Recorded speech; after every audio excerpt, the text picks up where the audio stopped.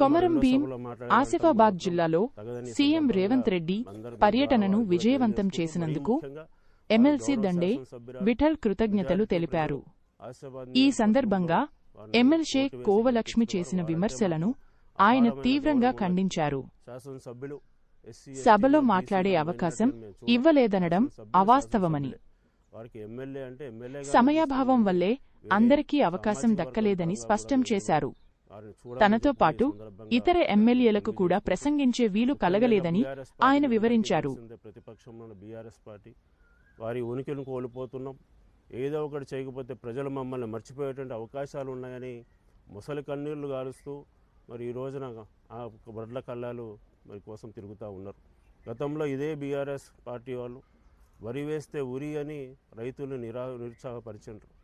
వరి వెయ్యమాకండి, వేస్తే ఉరే అన్నారు. కానీ ఈ రోజున రాష్ట్రంలో ఈ ప్రభుత్వం రైతులకి అన్ని విధాలా కూడా సహాయపడుతూ, ముఖ్యంగా వరి వేసిన వారికి బోనస్ కింద సన్న వడ్లకి 500 రూపాయల బోనస్ ఇవ్వటం, దాన్ని తిరిగి మళ్ళీ ప్రభుత్వమే కొని మళ్ళీ బియ్యంగా ఆడిచ్చి మళ్ళీ తిరిగి వారికి రేషన్ షాప్ ద్వారా 6 కిలోల సన్న బియ్యాన్ని మళ్ళీ ప్రతి పేద ఇంటికి కూడా పంచుతున్నది ఈ ప్రభుత్వం.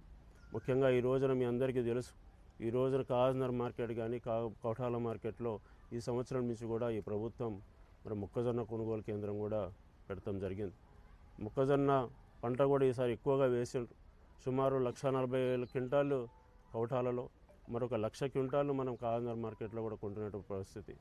ఈ రోజున ఈ ప్రభుత్వం ఎన్ని ఆర్థిక ఇబ్బందులు ఎదురైనా కూడా, కొద్దిగా ఆర్థిక పరిస్థితి కొంచెం అంత అదురుగా ఉన్న పరిస్థితుల్లో కూడా రైతు పండించిన ప్రతి గింజను కూడా కొంటానని చెప్పేసి ఈ రోజున ఈ ప్రభుత్వం ప్రకటించడం, నిన్న గౌరవ ముఖ్యమంత్రి గారు అదే వేదిక కాజ్నర్ క్రాస్ రోడ్ వేదిక ద్వారా మరి రాష్ట్రంలో ఉన్న రైతులందరికీ కూడా అదే భరోసానిచ్చారు.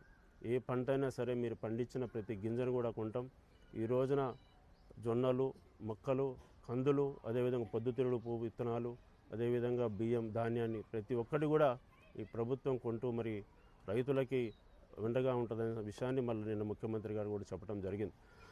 అదేవిధంగా ఈ రోజున మన ప్రభుత్వం సేకరించినటువంటి ఈ పంటల్ని కేంద్ర ప్రభుత్వం కేవలం ఎంఎస్పీనే ప్రకటించడం కానీ వాటిని ప్రభుత్వాల ద్వారా కొనటం మాత్రం జరగట్లేదు. కాబట్టి నిన్నే ఒక అల్టిమేటం కూడా ముఖ్యమంత్రి గారు జారీ చేయడం జరిగింది కేంద్ర ప్రభుత్వానికి.